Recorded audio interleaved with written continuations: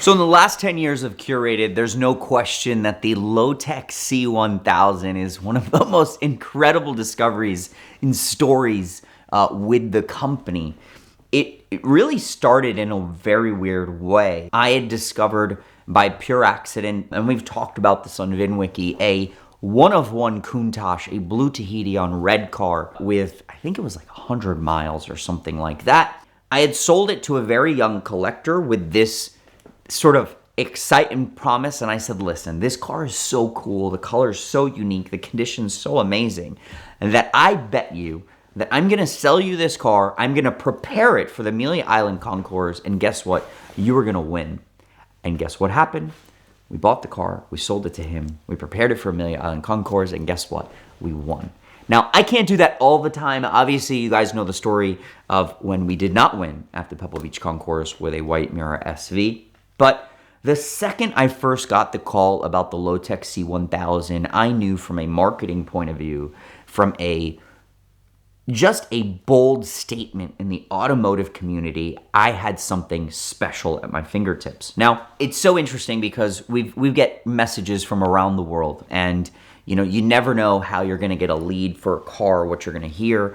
As you guys know, Ed gets messages from around the world, some fake, some not real. And one day, I get a message from a gentleman in Italy, very passionate guy. You could tell he knew what he was talking about. And he mentions to me that he has this car. Now, what's so interesting is I had always heard about the car and I knew about the car. And one of my favorite magazines of all time, Sports Car International from the 1990s, there was a great issue with the cover, a purple on blue SE30. You guys know I love the purple on blue SE30. And in that magazine was this huge feature of the Lotec C1000. I still had that magazine to this day. So I knew what the car was, I remember it. And if you don't know what the Lotec C1000 is, it is this insane 1990s sort of mythical mega car. I mean, it is not even a supercar that was developed by Kurt Loderschmidt, who is let's call it Group B, Group C racing engineer and tuner in Germany. Now, Kurt had worked extensively with twin-turboing cars. He had built some crazy Testarossa cars, Ferrari Testarossa, that actually broke I think a Bonneville Salt Flats record or something like that. And he was also racing cars in the different series in the 1980s and 1990s. So Sheikh Maktoum, who is currently the CEO of the Emirates airline, and I have learned this, a bunch of cute little stories around this. Apparently in the Middle East, there was this certain coffee shop where everyone would take, I guess Saturday or Sunday morning, they would take their new supercar. At that time, they'd go show them off, and Sheikh Maktoum was always upset that he would show up and someone would show up with a better car. Maybe an F40, maybe a McLaren F1, all these different cars. And he wanted to build the greatest supercar of its time. So he contracted with Lotec to build this car. And it was a 1,000 horsepower C1000, 268 mile per hour race car for the road. Now, at the time, there weren't that many cars like this. And what's so interesting is before even sort of having the full program developed, Lotec, Kurt, actually displayed this car, I believe it was at the Frankfurt Auto Show, I think the Geneva Auto Show as well, as a mock-up. And I've learned this over time. I've gotten the incredible opportunity to speak to Kurt, former engineers, friends of Sheikh Maktoum. So this car has brought people out of the woodwork. We've dug up so many incredible photos, testing photos, development photos. And essentially what Kurt built was a Group C Le Mans race car chassis, so a carbon tub, carbon body car with a V8 Mercedes twin turbo power plant, with the expectations of this car reaching 268 miles per hour. And during its development times, I believe from around the late 1980s to the early 1990s, almost 2 million, I think it was like 3 million Deutschmark were spent into developing this car. Today, that could be as much as $6 or $7 million to build this car. And the car was finally basically ready for presentation. They used it for numerous magazine articles. There's some incredible stories of this car spinning wheels at 200 miles per hour. And basically the reporter saying he's never driven anything like it on the road. It reminds him of driving a Porsche 962 at Le Mans.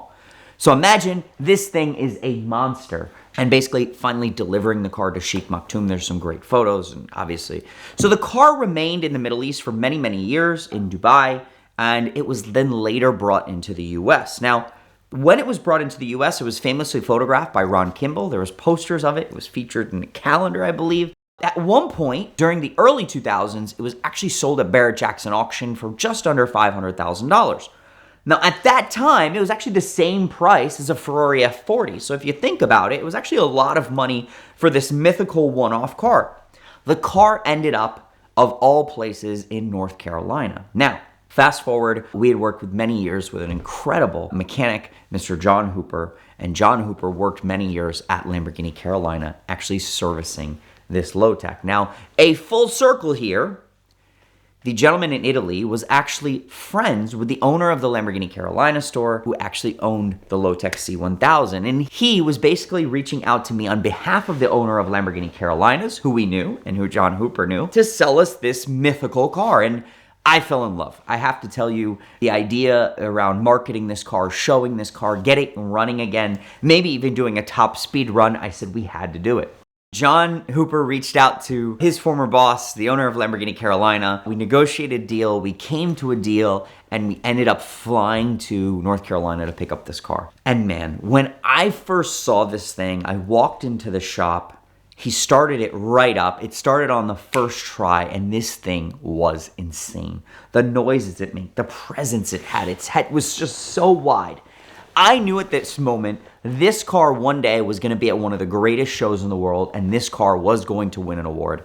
I felt it. I thought it was completely insane, and I knew that all of the marketing that we do at Curated and all the things we could do, we could sort of like re-announce this car, reimagine this car, and tell its story to the world. So we end up buying the car. We sell it to a great client, a good friend of ours, the same gentleman that had the blue Countach. We told him, listen, we're going to have a blast. We're going to prep this car for a show. We're going to take it around the world. We're going to do all these exciting things. And I promise you, watch, it's going to win an award. So that year, we started working on it. We brought it back to Miami. We immediately did this epic photo shoot with Zach Brell. We brought it to the port of Miami. And yes, it just came from North Carolina. It didn't arrive to the port in any way. But I thought such an important car deserved such a very cool location. And the car went viral. People were writing about it. People were calling us about it. We had a ton of collectors try to buy it. And really our goal was just to present this car again, clean it up, fix it up, and bring it to a major show and share it with the world. It hadn't been seen publicly for many, many years. It was sort of hidden off the radar. There was a few YouTube videos of it in the Carolinas many, many years ago. It was shown once at a car show in Carolina, and besides that, it was like Frankfurt Auto Show. So it hasn't been really publicly seen. I thought it would just be so cool to share it with the world. In that process, as we're fixing it up, we're learning so much about the car. We're talking to former engineers. We're talking to the former builder, former owners, and we're putting this incredible file together. And we really sort of are pretty optimistic that this car is going to get into Villa d'Este. So we submit the car to Villa d'Este, and I have some great colleagues that work with Villa d'Este. And for whatever reason, they actually told us that no, our supercar class is full, and better luck next year. And I was pretty shocked. I was like, man, this car's, it tells such a great story. It's such a unique piece. Man, that's too bad. And it's so wild because at the same time, if you know anything about the Pebble Beach Concourse, historically, the Pebble Beach Concourse is mostly pre-war cars. So, the idea of bringing a hypercar, supercar to Pebble Beach actually never crossed my mind, even though it is the greatest show on earth. I think within a week of hearing back from Villa d'Este, we ended up getting a message from somebody saying, oh my God, you need to enter in the wedge concept class at Pebble Beach. And I was like, oh my God. Yes, we do. This is the ultimate wedge. If you've ever seen a wedge car, we have to. So we immediately entered the car. We had this incredible write-up and description of period photos, and we had a great package on the car. And yes, the car was accepted. So super exciting to communicate that with the owner. We were getting our team ready to get it running, get it at Pebble Beach, and just so much excitement into that. Now, the excitement only further accelerated as we learned what cars were going to be in the class alongside the car. The Aston Martin Bulldog. I could go down a list of some of the most important concept cars of our time that would be in the class. I believe Honda actually was bringing out a car to the class. And in a wild turn of events, Ken Okayama, one of the greatest designers of our time, the designer of the Ferrari Enzo, had reached out to us because he was going to be part of the class, and he wanted to use a car that we had just sold to be in the class. So ironically enough, we had recently sold at that moment the Code Zero, which is a one-off concept car built by Ken Okayama. The car was on the way to the next owner, and before delivering it to the next owner, we told Ken that yes, we'd love for him to show it in the class. Slight conflict of interest because we would have 2 cars in the class, but it is what it is. We'll figure it out. So we're in this class of some of the most iconic wedge cars of our time, and we are excited. Now, again, considering that we had lost the year before, I went into Pebble Beach with zero expectations. This was about having fun. This was about sharing the car with the world, and that was it. And I even told that to the owner. I said, listen, we are going to be in a class of just these icons and titans. Please do not expect anything in this class. We arrived to Pebble Beach. We're excited. All the spotters are there as the car is unloading. We're taking photos and we're doing videos, and it's just so exciting.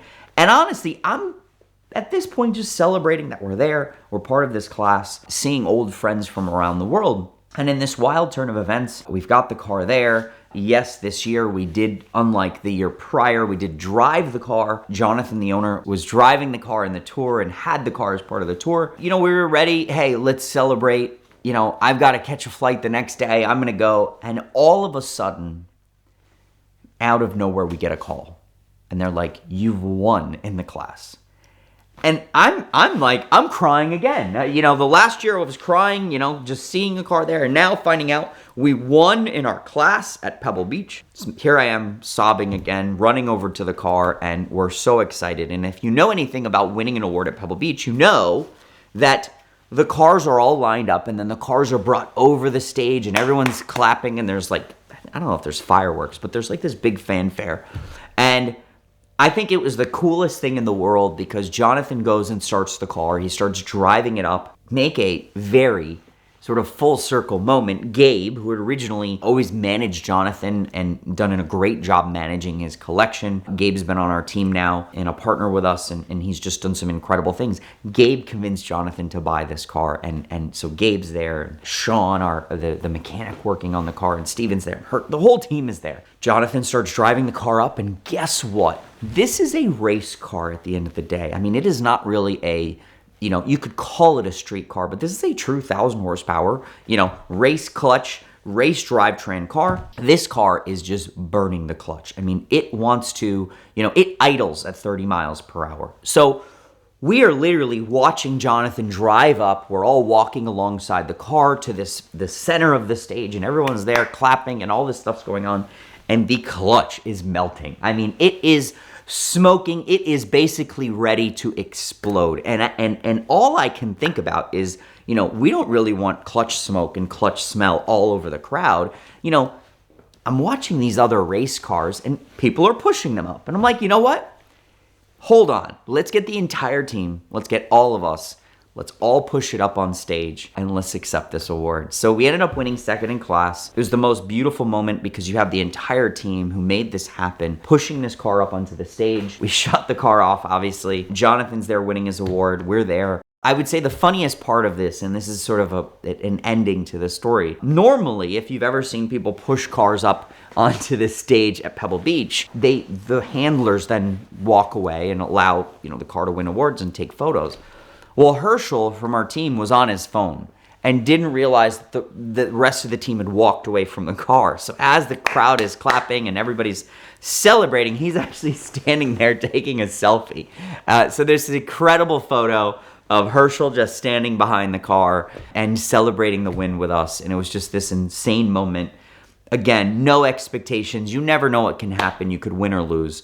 But that is the story of the Lotec C1000.